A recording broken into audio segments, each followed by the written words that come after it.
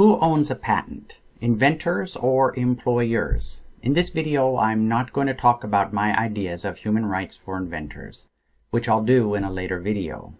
In this video, I'm only going to talk about what often happens regarding ownership of patents and transfers of the same. The inventors of an invention are the ones who make application for patent and are by default the owners of the patent in the US. However, if you are an employee and make an invention for which a patent application is filed, you may have to assign the patent rights to the company according to your contract. Now, I have philosophical views regarding this as a human being that I'll post in another video. But for the moment, let's discuss what will take place with the ownership of your invention. Let me start off with my personal experience as a chemist and inventor working as a scientist in Washington State. When I started working at a research facility, I had to sign a contract assigning intellectual property I developed, including patents, to the company.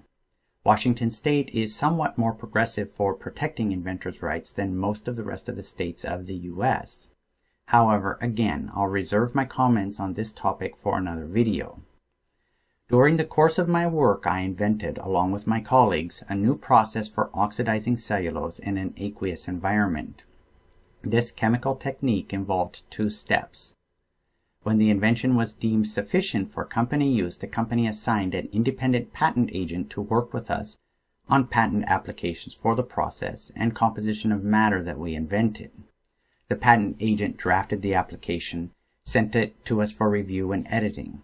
This process of draft and review often took place several times for a single application. Once the application was complete, we signed assignment documents for that particular patent application over to the company. The patent agent filed the patent application on our behalf and then communicated with the patent office during the prosecution of that patent.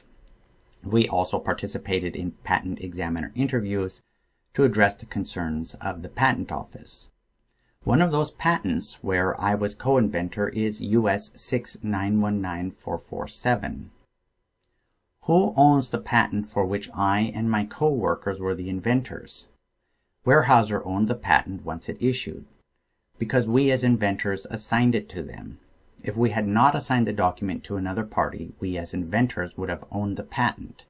However, since we also signed employment documents agreeing to assign, and because the subject of that application was a work for hire, we were required to assign it to them anyway.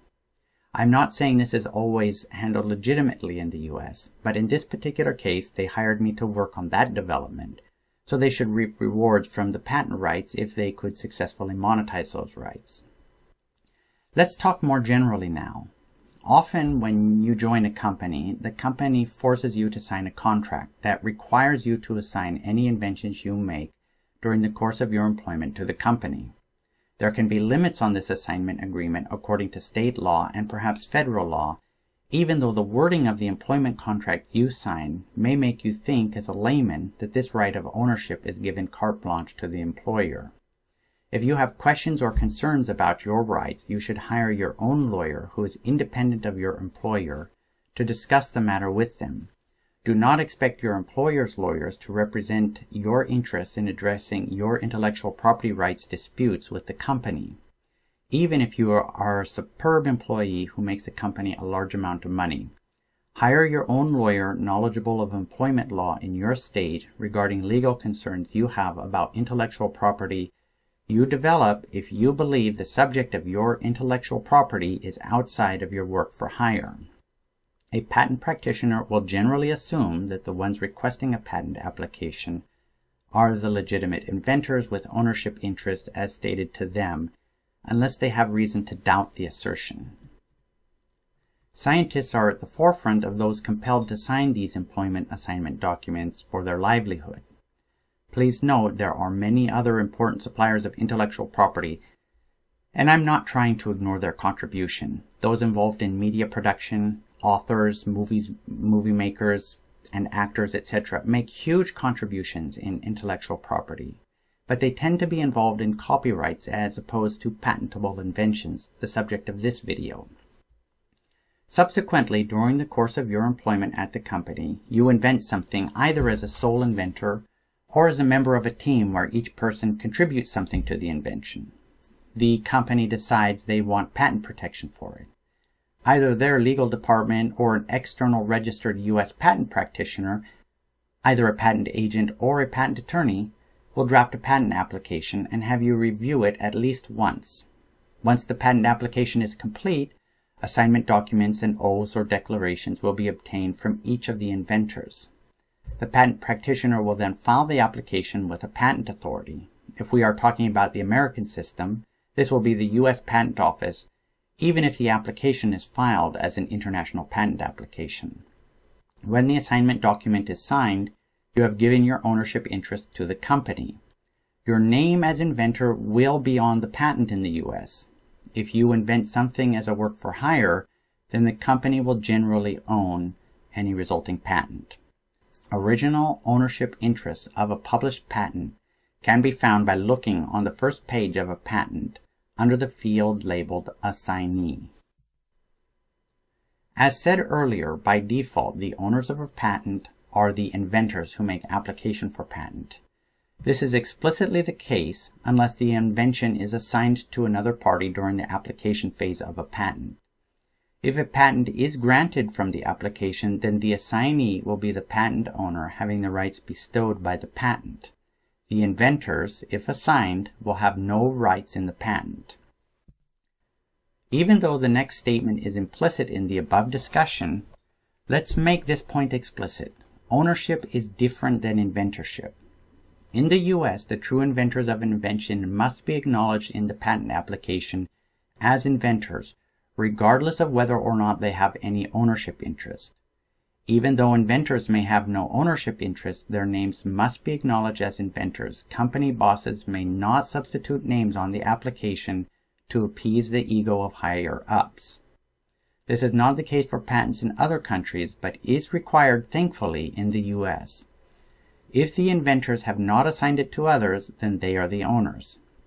Much of the time, though, inventors assign their inventions to their employers. As with other forms of property, patents can be bought and sold or made as a work for hire.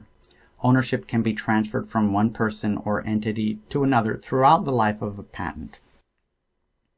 When an entity purchases a patent, they must assert ownership of the patent to the U.S. Patent Office while providing proof.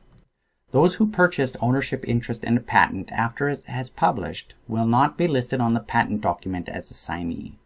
When you see the assignee field on a patent, it refers to the original assignee and not necessarily the current owners of the patent.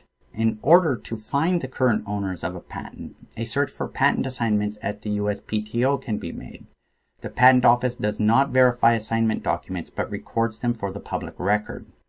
Even so, assignment documents should be submitted promptly to the Patent Office once ownership has transferred.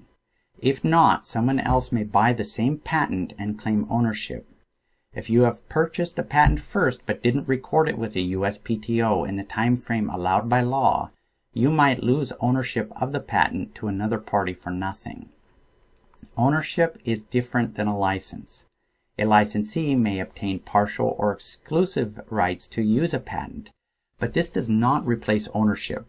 For example, a company may license all or any subset of the claims in a patent from a patent owner. License documents must go through the hands of an attorney experienced in license agreements. This legal process is distinct from the patent application and prosecution process.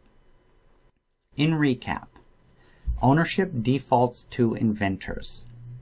Inventors can assign a patent application to another party, for example, your employer.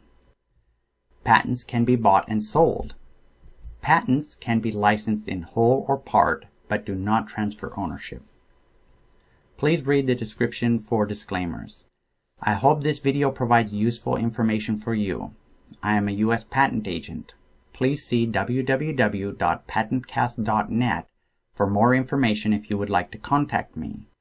Please consider giving this video a thumbs up and sharing it with your friends here and elsewhere.